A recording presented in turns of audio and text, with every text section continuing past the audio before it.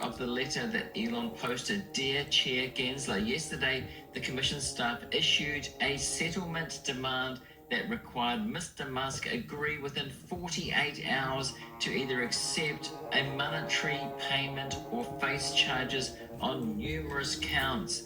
They indicated that this demand was the result of a directive from their superiors and that charges would be brought imminently unless Mr. Musk acquiesced. This demand follows a multi-year investigation, they say, and more than 6 years of harassment of Elon Musk by the Commission and its staff. Well, this is the question. Is it harassment, or has Elon Musk been doing things that are worthy of investigation? More recently, the staff subpoenaed me, Mr. Musk's attorney, for testimony and threatened to send a process server if I did not immediately cooperate. I categorically refused. This week, the Commission has also reopened an investigation into Neuralink, as we saw that Gensler is going to be leaving. So will all this go away for Elon now that he's close to Trump? More about that in a moment.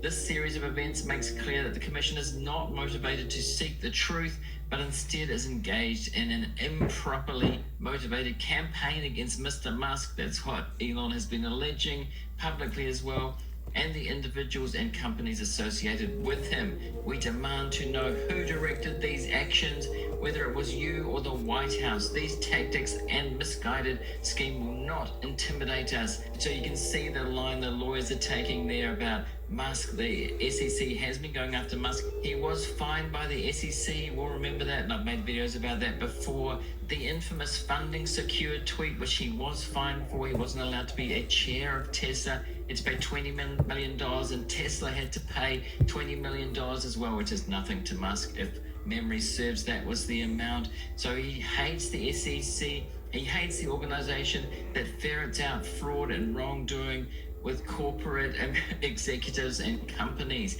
Imagine that. Elon does not like that, and he wants to eliminate it. He's talked about that. Imagine if that happened, if the organization, the SEC, was cut drastically and they don't have enough funding to do what they do now, but Elon thinks that they've been going after him, that it's lawfare, and Tesla influencers have been saying that as well, parroting whatever Elon says, of course. And on the Musk-Trump relationship, we can see here Elon Musk spent more than $250 million helping Donald Trump win the election. Put a lot into the campaign there, and it worked. And he did get a key role outside the government, but a quasi-department inside the government. He was Trump's chief cheerleader as well as donating all that money, showed up to rallies to convince the public that Trump was the way to go, and it worked. And now they're buddy-buddy. As I've said, Elon's seen a lot at Mar-a-Lago with Trump, plotting what they're going to do when they get into government, or when Trump gets into government. There have been a lot of jokes in the last couple of days about President Elon, President Musk, and that Trump is actually the vice president. And how long will Trump put up with this if he thinks that Elon's got more power than him, or if that's the public perception? And after the election, Tesla shareholders will be happy to see that Elon Musk became first person to surpass 400 billion net worth.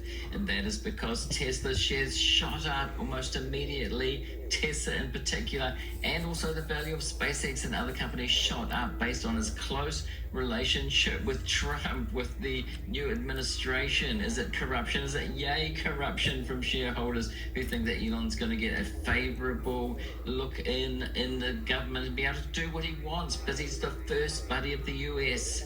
And about that Tesla stock price, Elon does comment on it. How many CEOs do you know who comment publicly about the company's share price and fixate on it?